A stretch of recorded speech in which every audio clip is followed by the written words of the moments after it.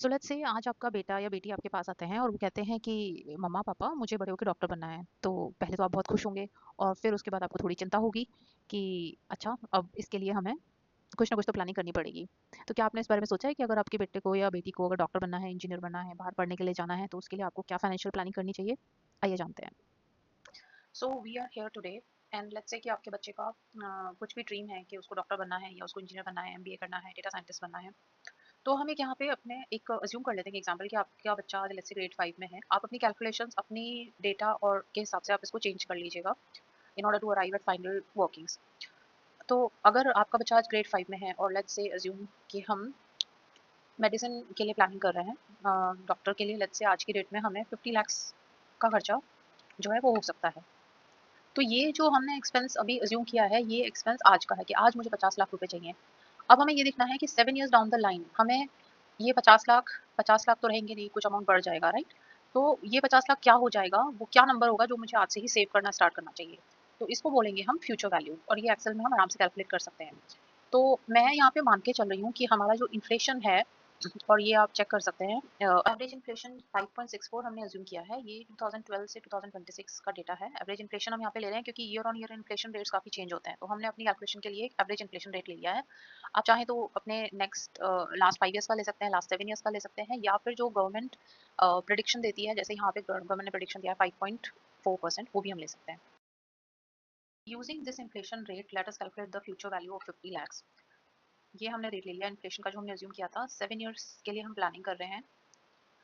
Payment आज की date में हमारा ज़ीरो है। आज का जो प्रेजेंट हमारा खर्चा है जो हमने अज्यूम किया है 50 लैक्स है, और लेट्स से हम इसे बिगनिंग ऑफ द पीरियड में ही लेंगे। तो ये आपका फॉर्मूला है।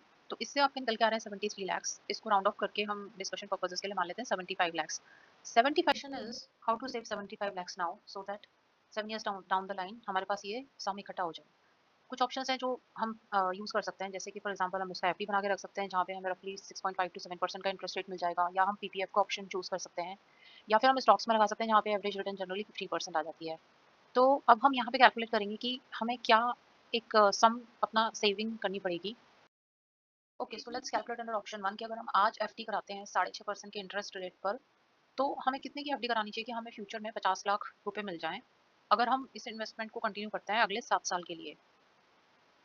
ओके, सो यहाँ पे हमारा फ्यूचर वैल्यू हो जाएगा 75 लैक्स।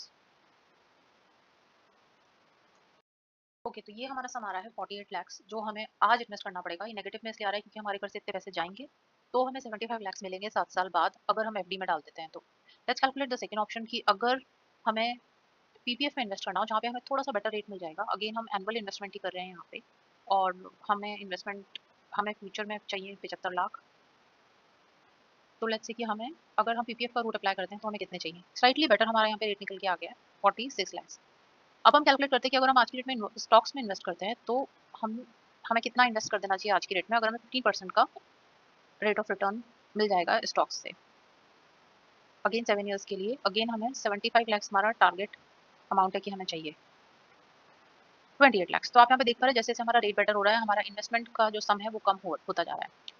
तो अब अगर हम इन्वेस्ट कर देते हैं निफ्टी 50 में, निफ्टी 20 अगर ले लेते हैं लेट्स से, और इसके बारे में मैं अपने नेक्स्ट वीडियो में आपको और डिटेल में बता दूंगी कि हम कैसे ये निफ्टी बाय कर सकते हैं। तो निफ्टी में हमें करना है तो 28 लाख चाहिए। तो स्टॉक्स में इन्वेस्टमेंट करने के लिए प्लीज मुझे कमेंट करिए, मैं नेक्स्ट वीडियो में आपको बता सकती हूँ कि हमें कैसे इन्वेस्टमेंट करनी है यहाँ पे। अब हम यहाँ पे एक और अजम्पशन ले लेते हैं कि स्टॉक्स में हमें वन टाइम इन्वेस्टमेंट नहीं करना 28 लाख का। हम ये जानना चाहते हैं कि हम मंथ ऑन मंथ बेसिस पे अगर इन्वेस्टमेंट करें तो कितना करेंगे, अज्यूमिंग कि हम लंबे समय तक इन्वेस्टेड रहेंगे, मतलब 7 ईयर्स तक इन्वेस्टेड रहेंगे। ये सारी अजम्पशन तभी है जब हम ये अज्यूम कर लें कि हम इस पैसे को विड्रॉ नहीं करेंगे। तो तो अगर हमें निफ्टी का एसआईपी स्टार्ट करना है, तो अगर हमें मंथली प्लानिंग करनी है तो लेट्स से कि फिर हमें कितने इन्वेस्टमेंट की जरूरत है। तो इस केस में हम मंथली पेमेंट्स कर रहे हैं तो हमारा यहाँ पे फॉर्मूला चेंज हो जाएगा। We will use the formula called PMT. Rate हम 15% ही मान के चलते हैं और हम ये अज्यूम करते हैं कि हम मंथली इन्वेस्टमेंट कर रहे हैं, तो डिवाइडेड बाय हम इसको 12 कर लेंगे, अब हमारा रेट ये हो जाएगा। नंबर ऑफ पीरियड्स अगेन 7 है, बट इससे हम मंथली कर रहे हैं तो इंटू 12 कर लेंगे। उसके बाद फ्यूचर वैल्यू हमारी 75 लैक्स ही है।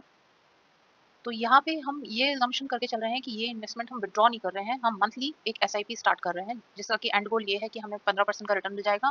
पूरे 7 ईयर्स तक हम इन्वेस्टेड रहेंगे और हमारे को 75 lakh at the end of the 7 years चाहिए। तो ये अमाउंट आ गया 50,000।